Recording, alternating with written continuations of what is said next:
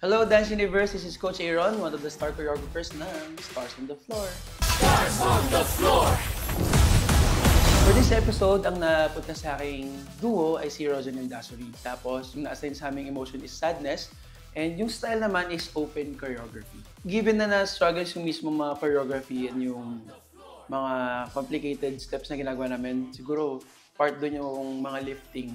Kasi we have this one lifting na kailangan buhatin ni Rojan si Dasuri sa balikat niya nang nakatayo. So isa yun sa pinaka nag-worry ako and naging struggle namin kasi hindi siya biro. Imagine parang tutungtong dito si Dasuri sa balikat. So may fear kami na baka mamaya bumagsak and everything. Pero talagang ginawa namin yung best namin para makuha yung technique kung paano makukuha yung grip and yung talagang stable na stunt para maging safe yung gagawin naming lifting.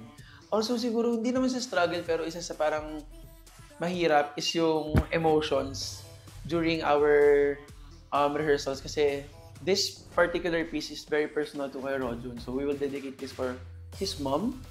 So imagine yung lungkot, yung grief niya, minsan ano talaga, doon namin ibubuhos sa sayo na to. So minsan talagang nagbe-burst into tears si Kuya Rojan and even kami ni Dasuri.